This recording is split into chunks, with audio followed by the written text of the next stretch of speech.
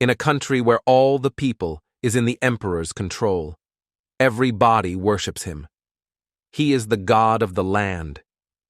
But our MC is the only one to rival him. The MC kills all the knights of the emperor in front of the royal palace. The knight group, which was especially drafted by the emperor, named the Special Force. The only reason this special force exists is to protect the mighty emperor, Leon Cavalon. Our MC is none other than the commander of the special force, Yan. He is going to kill the emperor as the emperor has made all to the soldiers and his people as his puppet. Yan is setting all the knights free by killing them. In the palace, the emperor is sitting and talking with a fairy.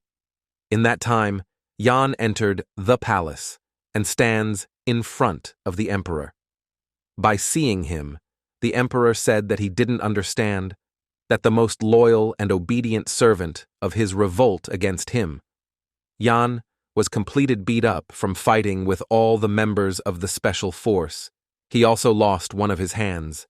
The emperor asked him how long has it been since he has become the commander, and said that he also remembers the day Yan got recruit in the special force. The Special Force Training Hall, which is known as Pit of Solitude. He joined as a slave, and with his own affords, he has become the commander of the Special Force. The emperor then questioned him that if he was unsatisfied with something, Yan breaks a piece of sword that was stuck in this abdomen and stabs it into his ears. He said that shoving a bug into someone's head, everything is bullshit.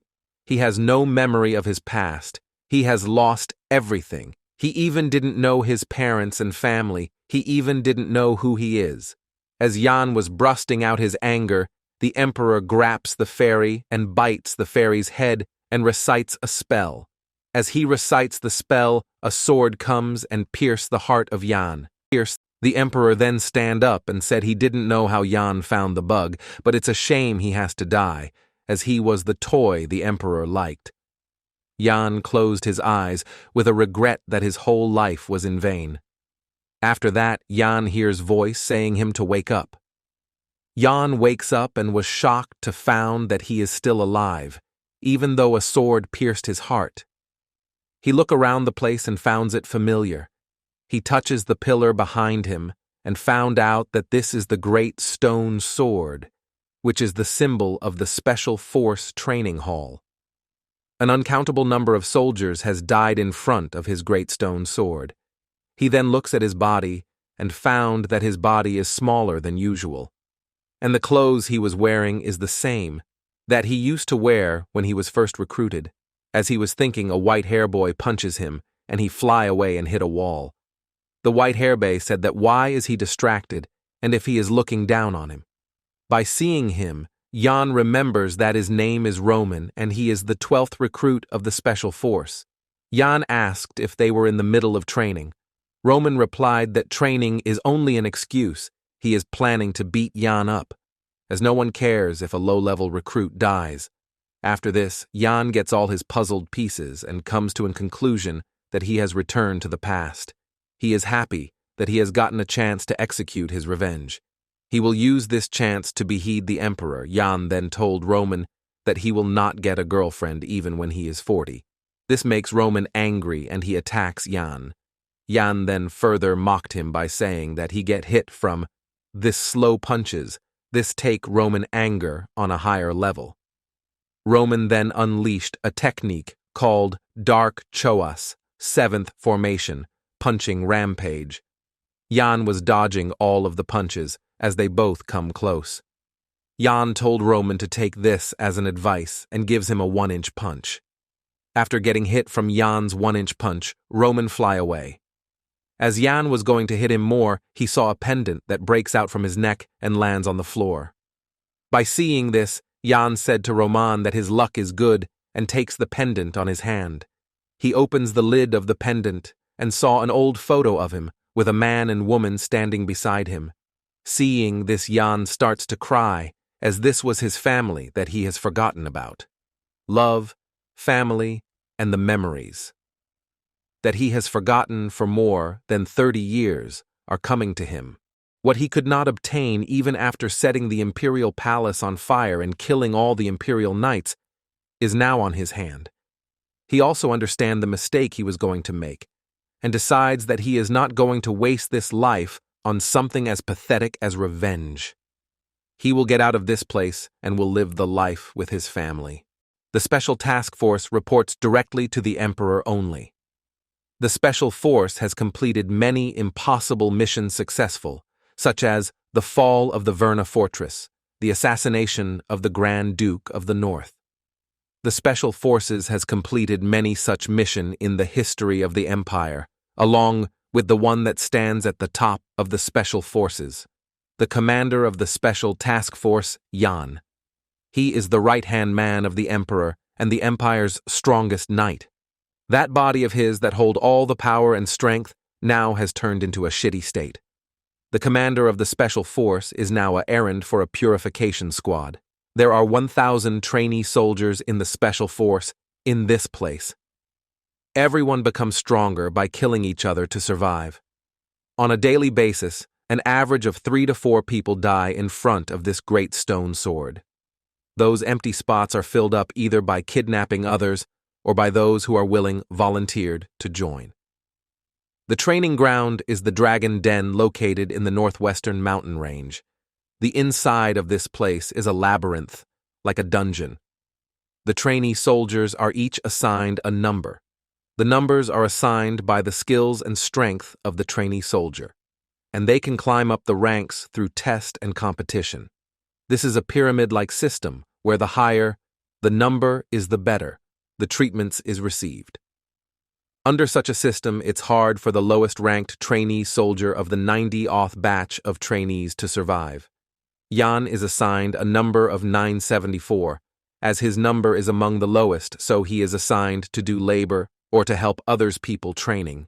As he was carrying the boxes, he gets hit by other people and fall on the ground. He told them if they don't have eyes. But in a pyramid-like system, there are those who stands at the top. The beautiful girl said sorry to him for bumping into him. These people are the high-ranked trainee soldier, the successor of the Empire's nobles. For the sake of the Empire's loyalty and to continue their family line, the nobles join the training center. They live a comfortable life at the training center because of their noble status. They are also not required to inject bugs in their head, and they are already prisoners through the privilege of the nobility. The high-rank trainees maintain their rank because of the service and treatments they get from it. Lorena Beowulf, Crewell Dwight, Kasha Everain. The 3 of them are always in the top 3. As Lorena was apologizing to Yan, Crewell stops her, said that why she is telling sorry to a trash like him. Crewell gives an angry look at Yan and said that even though they are training together, but they do not belong to the same status. He then mocks Yan for having the lowest number and calls him dumb and so many stuffs. Yan was so pissed off that he was thinking to split Crewell's head, but he bears this all as killing him will cause him problem. He then said sorry to them. But Crewell was not letting him go easily and said that only humans apologize. He told Yan to get on the ground and beg for forgiveness. As Yan stands still, Crewell starts to scold him. But in the meanwhile, Lorena assembles all the scattered boxes and convinces Crewell to let Yan go, as it is his first time meeting a noble. The 3 of them then let the place. Lorena said sorry to Yan again before leaving. Yan then takes all the boxes and starts his work. While he was going to the room that he was ordered of deliver the boxes, he noticed a strong bloodlust coming from the side road in front of him. He was thinking of Roman, but he then ignores it and starts to walk. While he come in front of the alley, he saw Lorena Beowulf was waiting for him there. The greatest criminal that the Imperial Knights also failed to catch, the Blue Iron Arm Galder. He committed his first murder at the age of 11 and formed a robber group at the age of 20. He attacked 23 villages and 17 guilds. His arms that even deflect the strongest of the strongest sword is the symbol of fear. But Lorena Beowulf, she alone, take down the blue iron arm Galder and walk down the road with arm that was the symbol of fear. This show of her was enough for her get accepted in the special task force, the Beowulf Duchy, one of the top 4 noble families that rule over the northern Snow Mountain region. The knights of the family say that Lorena possessed the potential to become the strongest swordsman in the continent. She is also the strongest member of the Beowulf family, and she is also known as the Sword Saint. As Lorena and Jan stands in front of each other, she asked Jan what is his objective and why he is hiding his true power. Jan does not want to get more involved with Lorena, so he wants to end the conversation shortly. He replied to her that he has no idea about what she is saying. Lorena then mentions the incident that happens in the training hall. She said when she passing by the training hall, she saw Jan and Roman fighting. At first she thought that it is a fight between low-ranked trainee, but she was amazed to see Jan performing the 1-inch punch. She asked Jan that why he is just a low-ranked trainee with skill like that. Jan didn't reply and acts like he didn't know anything. Seeing Jan, Lorena said that she has got the wrong person. Lorena was going to leave the place by shaking her hand with Jan, but she decides to test Jan one last time. She used a 1-inch punch to see the reaction of Jan. Jan found out about this plan of her. He didn't move and takes the hit from her. After getting hit by her punch, he fall on the ground and starts to act like a pitiful commoner. By seeing this, Lorena was very shocked as she thought Jan would dodge her attack easily. As Lorena has a kind heart, she feels guilty for punch a poor boy, so she helps Jan to carry the boxes. She carried the boxes with Jan to the storeroom. Jan then expressed his gratitude to her as she was taking her leave. She asked Jan if he saw her punch. She said that she saw Jan's eyes were following her hand, and she also hopes that her assumption is also wrong for this time too. She leaves the room by saying that she will meet with Jan again. As she leaves, Jan thinks of her as a potential threat. He wants to kill her. Jan can kill her easily, but this will be a great problem to him as the whole Beowulf family will become his enemy. So he ignores all these foul thoughts and starts to focus on his plan of escaping this place. He comes to a toilet and was searching for something. When he was the Special Force commander, he caught a person who was able to escape from this place. He tortured that person to know from where he was able to escape.